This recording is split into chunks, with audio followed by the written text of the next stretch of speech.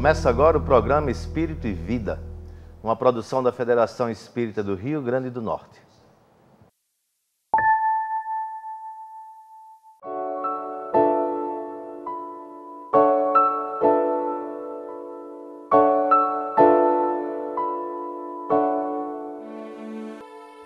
De gota em gota se faz o oceano. O deserto é, na verdade, um punhado enorme de ínfimos grãos de areia. O nosso planeta levou mais de 4 bilhões de anos para adquirir as características que hoje permitem a vida como a conhecemos. Uma criança primeiro engatinha, para depois andar cambaleando e finalmente correr. Há na China um tipo de bambu cujo broto fica 4 anos sob a terra antes de surgir exuberante e então, ao fim do 5º ano, atingir 25 metros de altura. Uma baleia chega a viver 80 anos. Uma borboleta, alguns dias, mas não sem antes experimentar o lento e gradual processo de transformação da lagarta. As uvas são deliciosas, porém, não se forem colhidas ainda verdes. O espírito, da mesma maneira, tem o seu tempo de desabrochar, amadurecer. E uma existência é apenas um pedaço de toda a caminhada. Então, tenha calma. Torne-se receptivo à suave condução de Deus. Sincronize seu coração com o pulso do Criador. Assim como Ele tem um projeto para cada ser na natureza, também terá um para você. É preciso saber semear, saber colher, trabalhar com carinho, saber esperar. A pressa gera ansiedade que compromete a saúde. Asserene as emoções, reduza a velocidade. Tudo tem seu tempo, inclusive e especialmente as pessoas. O amor é uma semente que floresce na alma mediante o investimento diário na afabilidade e na mansidão. Seja paciente e bom com o mundo, mesmo que o mundo não seja com você. O ritmo da humanidade é descompassado, desconectado da harmonia do cosmos, mas você pode se harmonizar e, diante da loucura dos dias, ser um porto de paz para os seus. Paciência é virtude dos sábios. Acenda essa luz em sua alma, em seu olhar, e então, onde todos enxergarem um problema, você será capaz de ser a solução. O programa Espírito e Vida de hoje vai falar sobre um tema que a alguns incomoda um pouco, a alguns nem tanto. Vamos conversar com Sandra Borba, que já está aqui conosco, sobre velhice. Quando começa a velhice realmente? Quais as consequências que a velhice exerce sobre as nossas vidas? Como devemos nos preparar psicologicamente, mentalmente, para enfrentar esse período que todos nós havemos de enfrentar um dia, com certeza? Sandra, como vai?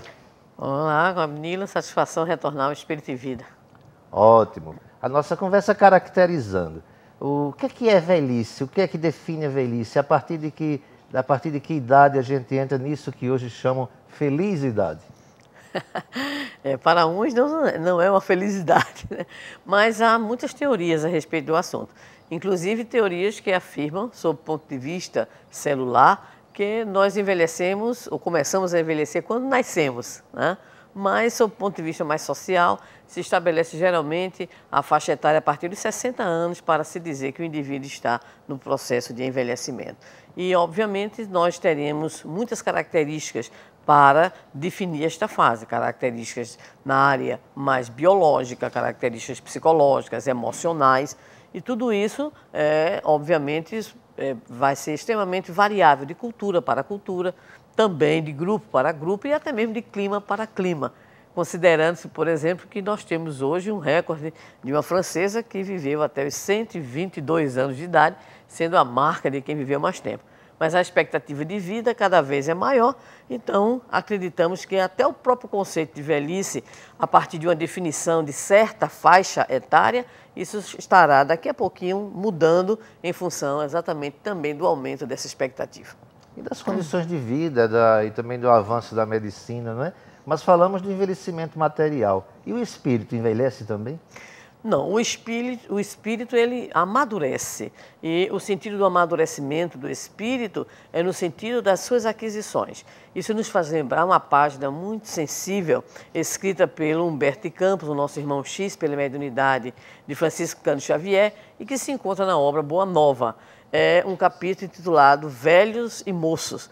E nesse capítulo há uma narrativa de que os jovens, em especial João, Tadeu, Tiago, eles se ufanavam, vamos dizer assim, da sua condição de jovens e apontavam, por exemplo, Simão Pedro, já um homem madurão, Filipe, para os padrões da época, já um idoso, é quando então Filipe, muito triste, é indagado pelo Senhor, né, pelo nosso mestre Jesus, o porquê da sua tristeza. E ele fala exatamente sobre isso.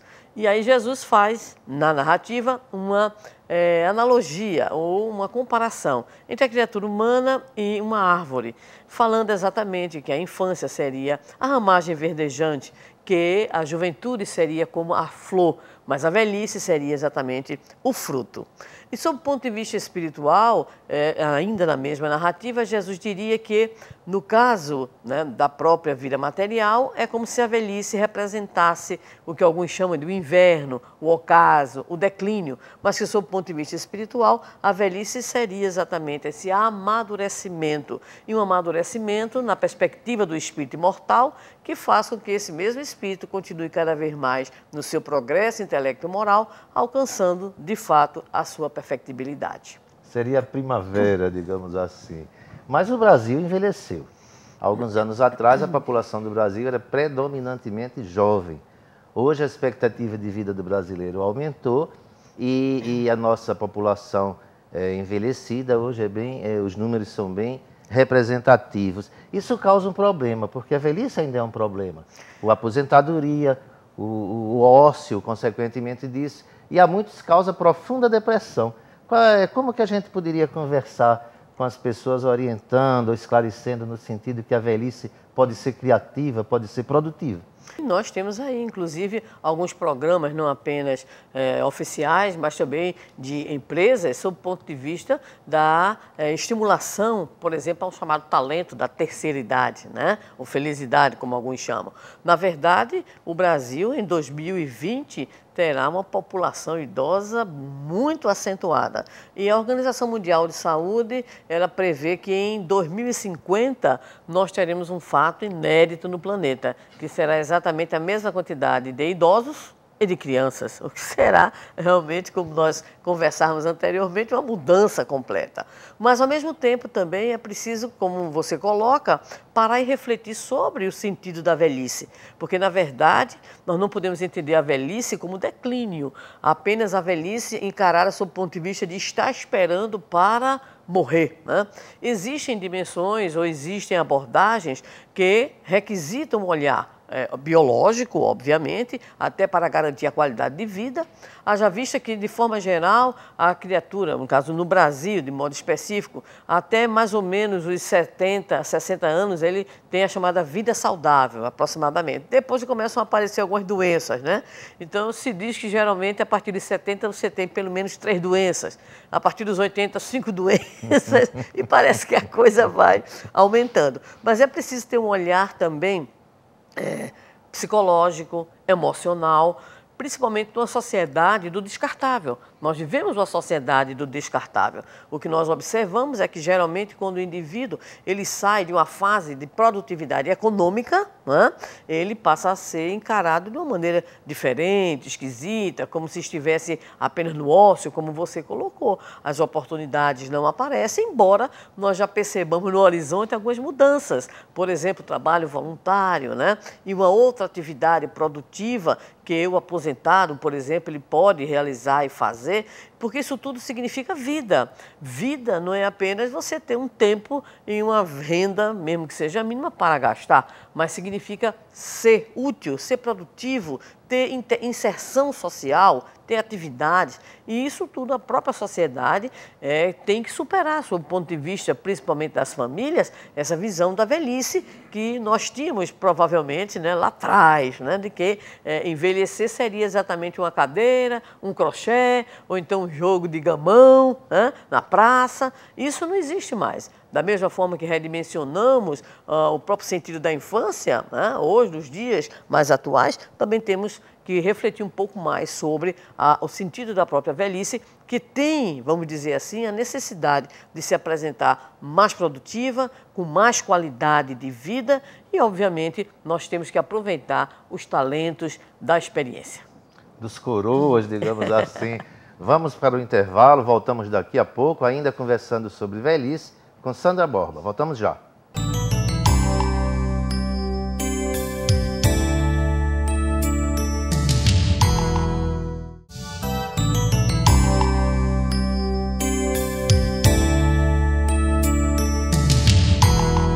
Estamos aqui ainda conversando sobre velhice com Sandra Borba. Sandra, as sociedades antigas tinham os seus anciões, as suas pessoas mais velhas como referência. O Conselho de Anciãos representava uma opinião abalizada, uma opinião respeitada naqueles grupos sociais. Me refiro às tribos, por exemplo, não é? No entanto, hoje é como se os velhos estivessem ultrapassados, como se os velhos não soubessem mais nada e a experiência dessas criaturas não são levadas em conta. Isso, inclusive, na própria prática religiosa. Não é? É como se não houvesse função para aquelas pessoas já de uma certa idade. Como é que a gente vê isso, inclusive, no movimento espírita? Olha, essa sua colocação é muito importante. Não apenas em tribos, mas até mesmo em grandes civilizações, como, por exemplo, a civilização chinesa, né? E a gente pode até identificar no mundo ocidental o Senado romano, ok? A própria Ágora grega. Havia uma espécie de respeito, porque a velhice, sob o ponto de vista da época, representava acúmulo de sabedoria. Tanto é que mesmo alguns estudiosos mais atuais dizem que, dentre as inúmeras perdas que nós temos quando atingimos a velhice, há pelo menos esse ganho. Em tese, nós ganharíamos em sabedoria e em experiência. Mas observemos o seguinte, numa sociedade em que nós vivemos um tempo rápido, tempo fast, né? De tantas mudanças, então, de repente, você acompanhar essas mudanças já se torna difícil. Alguns dias atrás, a minha filha, que tem 19 anos de idade, de repente olhou para mim e disse: eu estou ficando velha. Porque o nosso garotinho, que mora conosco, que tem 8 anos de idade, pegou uma fita de vídeo, olhou para ela e perguntou o que era aquilo. E ela lembrava que assistia os programas infantis em fitas de vídeo. E, de repente, o menino olhou e não sabia o que era aquilo. Imagine se o menino fosse ver aquela fitazinha cassete de gravador, não é verdade? A máquina de datilografia. Então, há uma rapidez muito grande que dificulta realmente que nós acompanhemos, ok? Agora, quanto mais a pessoa é idosa, provavelmente isso também afetará, provavelmente, porque na verdade nós temos hoje pessoas em idade ainda bastante jovem e que são resistentes. Por exemplo, nós encontramos e conhecemos pessoas 40, 50 anos, ou seja, não entraram ainda biologicamente falando da chamada velhice, mas não querem nem saber de um celular, tem horror ao computador, né? Não usam sequer, vamos dizer assim, alguns recursos que a modernidade apresenta. Então, na verdade, há uma espécie de visão de que o idoso ele é ultrapassado, ele já não acompanha mais, mas isso tudo é em tese. Por quê? Porque nós hoje encontramos, por exemplo, assistimos há pouco tempo o grande arcebispo Desmond Tutu, né? Com 80 anos de idade, levantando uma plateia de jovens, né? E dizendo para eles, continuem sendo idealistas, nunca percam o idealismo. Ele com mais de 80 anos de idade, né? Então, na verdade, hoje se sabe que, neurologicamente falando, nós podemos usar. Nós podemos, não vamos gastar nunca os bilhões de neurônios que temos. Então, na verdade, isso é muito mais um mito que se criou em virtude de um certo declínio fisiológico que é verdadeiro e que, por isso, requisita mais atenção para que haja um padrão, vamos dizer assim, de qualidade mínimo para o envelhecimento. Agora que você coloca também sob o ponto de vista até das nossas instituições religiosas. É verdade. Então, por exemplo, há determinados setores em que o indivíduo tem que se aposentar, em algumas religiões, e no nosso movimento não existe isso, porque nós não somos profissionais, vamos dizer assim, da religião. Agora, o que nós observamos é que aquilo que está lá fora, sob o ponto de vista do entendimento de que o indivíduo idoso muitas vezes é teimoso, resistente a mudanças, né? E que deveria ceder o lugar a outra pessoa, isso muitas vezes ocorre, mas ocorre pela ausência de uma percepção real do que significa, na ótica espírita, o envelhecimento, né? E aí nós poderíamos dizer que a vida, na nossa percepção, a partir do conhecimento doutrinário, a vida é um ciclo, né? Nós passamos então pela infância, juventude, maturidade e velhice, mas a velhice apenas antecede o retorno à pátria espiritual. E que nós, aí usando os grandes pensadores, né, da própria educação como Comênios, nós somos seres de aprendizagem ao longo da vida, que é inclusive um termo usado pela Unesco, órgão, né, da ONU, para assuntos da educação e da cultura. Então, nós aprendemos sempre. É preciso acabar com essa ideia, aqui no Brasil se falava muito, papagaio velho não aprende a falar, mas papagaio novo também não fala, sob o ponto de vista, né, do que significaria esta fala. Então, é preciso entender a fase da velhice de uma outra forma, de um outro olhar. E esse outro olhar também no que diz respeito às próprias atividades religiosas. É claro que serão necessárias algumas adequações de atividades, por exemplo, algumas adequações até de horário. Muitas instituições têm a sua atividade noturna, não é verdade? E às vezes o idoso ele não quer mais dirigir, ou ele tem receio de dirigir. Agora, o que é mais importante, Nilo e o nosso telespectador, é que se observe o indivíduo experiente, o indivíduo idoso, como o irmão que está ali com o acúmulo de sua experiência para colaborar. Então, ao invés do conflito famoso de gerações, é o encontro de gerações, em que a experiência, o bom senso, a chamada sabedoria acumulada, que se espera que o idoso tenha, ele de fato possa colaborar. E aqueles que estão no seu entorno possam encontrar as condições de adaptação à sua condição para que ele continue o quê? Produtivo. Agora, ao idoso compete, primeiramente, não se sentir o dono da sabedoria, porque senão ele estará perdendo a grande oportunidade de ver o novo chegar. E o novo, ele sempre chegará. Então, é preciso uma postura também do idoso, aberta, compreensiva e principalmente preocupada, no sentido religioso, com a continuidade da própria tarefa. Em outras palavras, não é necessário, o ideal seria equilibrar o ímpeto, o entusiasmo dos jovens com a experiência, a prudência dos mais idosos, não é? Mas a gente volta daqui a pouco, vamos parar um pouco esse bloco e voltaremos agora com a pergunta dos telespectadores, ainda sobre velhice, que Sandra Borba vai responder para nós todos. Não saia daí.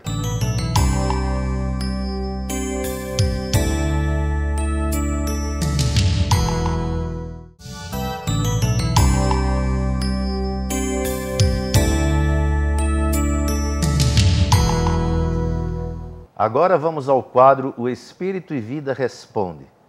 Nesse quadro, os nossos telespectadores fazem perguntas sobre velhice, que é o tema de hoje, e Sandra Borba vai respondê-las. Qual o segredo para as pessoas envelhecerem com sabedoria e qualidade de vida? É preciso envelhecer com consciência. O que é que significa isso? É entender a vida como um ciclo que se renova e um ciclo que se abre na perspectiva principalmente da imortalidade. Mas a velhice consciente, a velhice com qualidade, com produtividade, com sabedoria, é na verdade o resultado daquilo que nós procuramos ser na infância, na juventude e na maturidade. Então, envelhecer com saúde, envelhecer com qualidade de vida, com consciência, é principalmente dignificar a vida, é compreender a vida com toda a sua plenitude, com toda a sua possibilidade de crescimento interior, de pacificação íntima, de colaboração com a própria qualidade de vida de todos aqueles que convivem conosco. Eu gostaria de saber o que você entende pela real velhice. Na verdade, poderíamos dizer que o termo ele se presta a múltiplas interpretações. O espírito Joana de Ângeles, por exemplo, diz em uma das obras psicografadas por Divaldo Pereira Franco que ser jovem é estar aberto para a vida, é abrir-se para novas experiências. E ser velho é fechar-se. Consequentemente, nós podemos estar biologicamente em uma fase jovem, mas com a cabeça velha, com o espírito envelhecido no sentido da derrocada, no sentido do fanatismo, no sentido de uma postura fechada diante da vida. E poderemos chegar aos 80 ou 90 anos com a perspectiva de estar sempre aprendendo, sempre criando, sempre fazendo planos. Então, é muito relativo, né, o termo e podemos aplicá-lo de diversas maneiras. Como afrontamos esse sentimento a envelhecer? Quais são as ferramentas que temos para afrontar isso? A principal ferramenta para encarar a velhice é a consciência sobre o sentido da vida.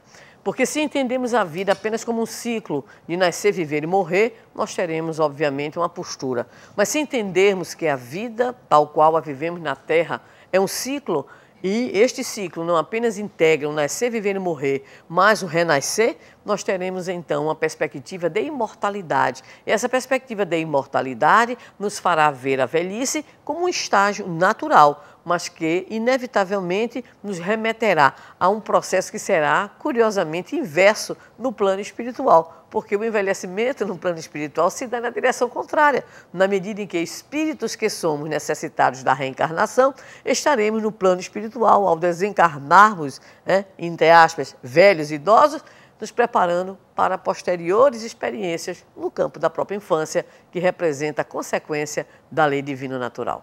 Como eu posso chegar à minha maioridade, à minha velhice, com saúde e tranquilidade? Viver é correr riscos e, obviamente, atingir a velhice com saúde, ela é um desafio para todos nós. Precisamos nos cuidar na medida em que, desde cedo, começamos a comprometer a própria saúde. Então, comprometendo a saúde desde a infância, desde a adolescência e maturidade, obviamente, isso terá repercussões tanto mais adiante.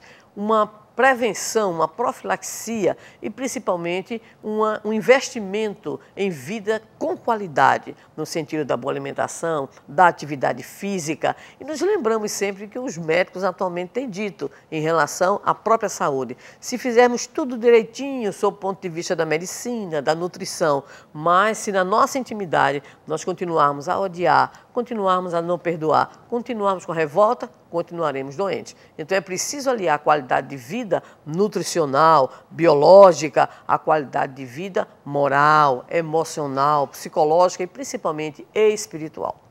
Como a doutrina espírita encara a velhice? A doutrina espírita encara a velhice da forma mais natural possível, é um ciclo de vida. Mas como dizíamos anteriormente, na condição de criaturas que adotamos não apenas a imortalidade da alma, como também a reencarnação, entendemos que a velhice é apenas uma etapa da experiência vivida na Terra. E que, obviamente, com a chamada morte do corpo físico, que na verdade será uma transformação, o espírito retorna ao plano espiritual e na nossa condição evolutiva, nos preparando para futuras reencarnações. Nascer, pois, viver, morrer, sob o ponto de vista fisiológico, mas renascer para o progresso espiritual, que exigirá de cada um de nós uma constante aprendizagem de valorização da vida em todas as suas estações.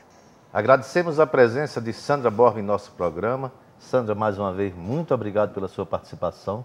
Muito obrigada, Nilo, e desejamos a todos aqueles que nos escutam nesta manhã, e no programa Espírito e Vida, que todos possamos ter uma compreensão da velhice naquela perspectiva. O fruto que deverá cada vez mais ser, vamos dizer assim, aproveitado pela própria vida e que a nossa vida, não apenas na infância, juventude, maturidade, mas velhice, possa sempre ser produtiva e sempre confiante na justiça e na bondade de Deus.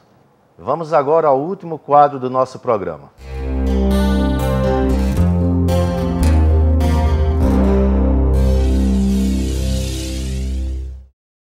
O nosso programa dá dicas de livros que podem auxiliar no aprofundamento do tema abordado. Anotem aí: Velhice, culpada ou inocente? Um olhar biopsíquico espiritual da maturidade da vida. O autor é o Dr. Carlos Eduardo Accioli Durgante. As Estações do Espírito, de Carlos Abranches. O menino chega à sua nova encarnação, na qual passará por todas as fases da vida, infância, adolescência, maturidade e velhice, de uma forma bastante especial. Sempre questionador e seguro da importância do amor ao próximo, ele aprende desde muito cedo que a influência dos bons espíritos irá guiá-lo pelos melhores caminhos em sua trajetória do mundo físico. As Estações do Espírito conta a história desse cativante personagem, em paralelo às estações do ano, primavera, verão, outono e inverno, apresentando valiosos fundamentos da doutrina espírita. Será uma emocionante maneira de você testemunhar como é possível viver de forma simples, feliz e transcendental. Prepare-se assim para uma bela viagem nas sensíveis palavras do autor que irão conquistar o seu coração. Chegamos ao fim do programa Espírito e Vida. Você pode entrar em contato com a equipe do programa através do e-mail espiritoevida@sintv.tv. Agradecemos a sua sintonia. Contamos com a sua presença na próxima semana. Muita paz.